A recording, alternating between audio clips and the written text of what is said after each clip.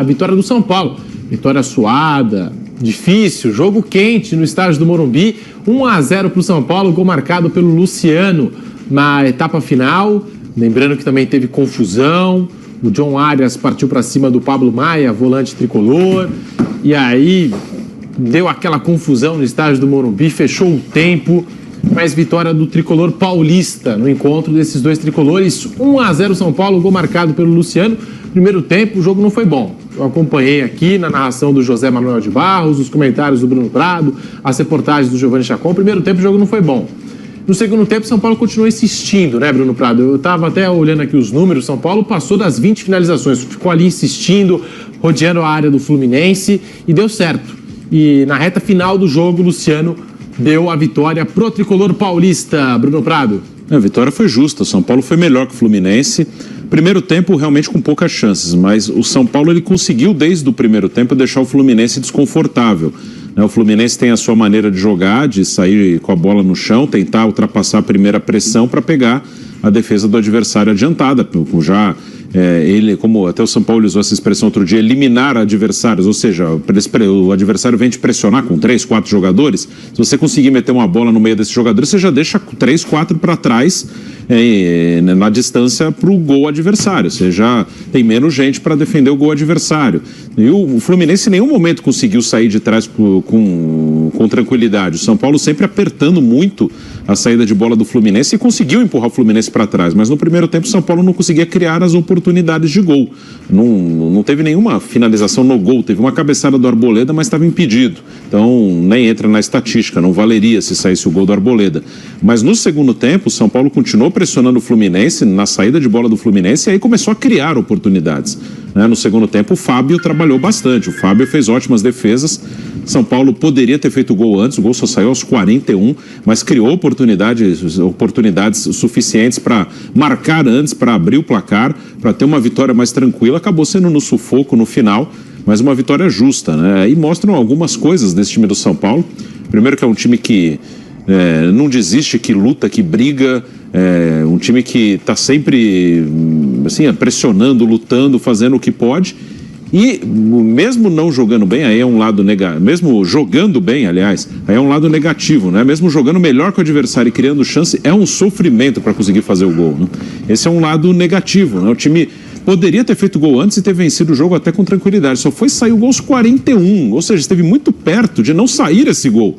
E seria um 0-0, mesmo que o São Paulo jogando bem melhor que o Fluminense no segundo tempo. Então falta ali um pouco mais de qualidade na frente, na hora de um último passe, de uma finalização. Se o São Paulo tivesse um jogador um pouquinho diferente ali na frente, ele poderia ter matado o jogo antes. São Paulo jogou para ganhar do Fluminense até com mais tranquilidade. José Manuel de Barros, você que soltou a voz aqui no microfone Jovem Pan, vitória do São Paulo. Foi uma vitória sofrida, suada do São Paulo, que conseguiu sair com os 3 pontos dessa vez. Não foi igual o jogo contra o Cruzeiro, que o São Paulo ficou ali martelando o Cruzeiro. O Cruzeiro nem finalizou no gol do São Paulo e ainda saiu vitorioso.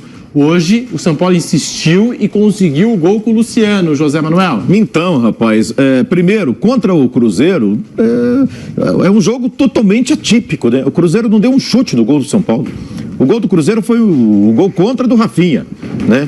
Um gol contra precisou o Cruzeiro, porque não deu nenhum chute no gol do São Paulo.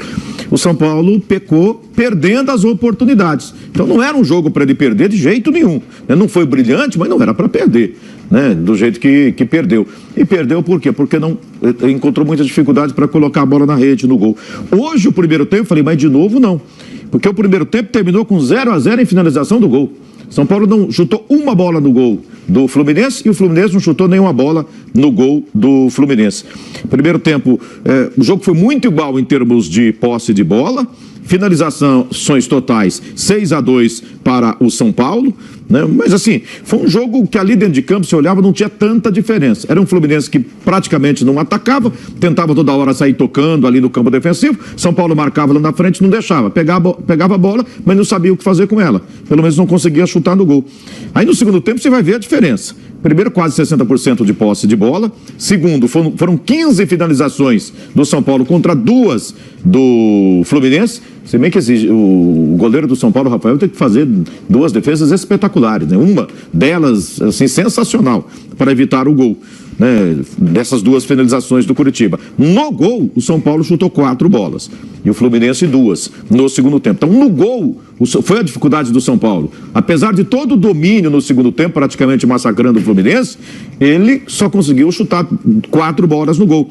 Várias outras finalizações foram para fora. Eu conversava com o Bruno ali na cabine, estava transmitindo o jogo e ele comentando: Bruno, mas tá difícil o São Paulo chutar no gol, acertar o gol, porque domínio ele tem, ele chega, ele ronda o adversário, ele domina, ele sufoca o Fluminense, mas tem que colocar no gol, né? E aí quando veio o gol do Luciano aos 42 do segundo tempo, com o Davis escorando de cabeça, e tinha que ser ele ali para dominar. O Juan tinha tido uma oportunidade excelente também na cara do goleiro, o Fábio defendeu, o Fábio fez grandes defesas na partida também, nessas finalizações que não foram tantas no gol, né?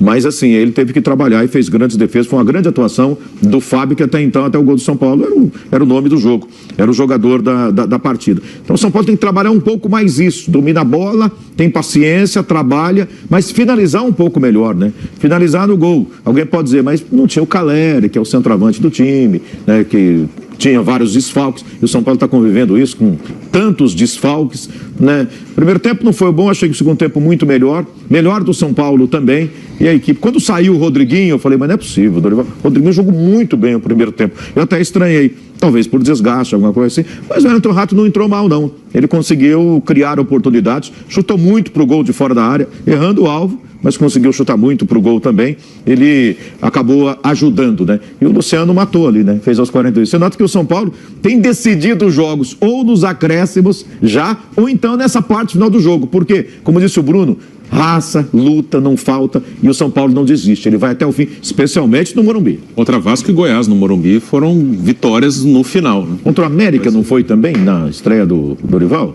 Não lembro. Foi 3-0, fez um gol cedo, mas os dois... Depois dos 35 do segundo tempo, alguma coisa assim? Um gol no primeiro tempo, depois 2 no final. É, por aí. O Flávio Prado fala bastante aqui na Jovem Pan, é um São Paulo que luta bastante, é um time lutador e que às vezes engrossa nos times da parte de cima da tabela, muitas vezes consegue dificultar o jogo contra essas equipes e de repente perde jogos contra times menores, né? Times da parte de baixo. É um São Paulo que oscila bastante na temporada, Vampeta. Venceu hoje no Morumbi 1-0, gol marcado pelo Luciano. Você pega esse São Paulo, Pedro, olhando a tabela aqui, né? Me acompanhando, né? Vindo da tua pé, acompanhando o Bruno e o Zé. E o Beirão até tá jogando melhor e quase tomar o gol, né? Uma cabeçada do Thiago Santos. Uma cabeçada. O Rafael fez uma defesa fantástica no jogo. Mas aí eu pego os números do São Paulo, 21 pontos, igual do Fluminense, que há 2 meses atrás a gente falava que jogava o melhor futebol do Brasil. O Fluminense hoje está na frente do São Paulo por um gol. Saldo de gols, 14-13. Tem 21 pontos São Paulo, o Fluminense tem 21. E a gente apontava o Fluminense ali, não a título, mas jogar o melhor futebol do país, endurecer para todo mundo. E estamos aí na 13ª rodada, o São Paulo está ali, né, com 21 pontos, vai somando seus pontos. Eu, antes de começar a competição, sempre falei, eu acho que o São Paulo termina entre os 6 primeiros, né? O São Paulo hoje ganhou sem Caleri, né? Faz falta, um cara de área ali que briga, né? Tem o zagueiro lá que machucou, Beraldo. Caio Paulista. Né? Caio Paulista tá voltando, o Wellington tá voltando. Mas o Patrick foi bem hoje, hein, rapaz? Tava todo mundo com dúvida, né? Porque ele, não sei que jogo aí que ele foi mal, hoje jogou muito bem. 25 rodadas ainda pro São Paulo, e é o retorno do Wellington. A gente sabe, ele e o Reinaldo, ano passado, revezavam, né?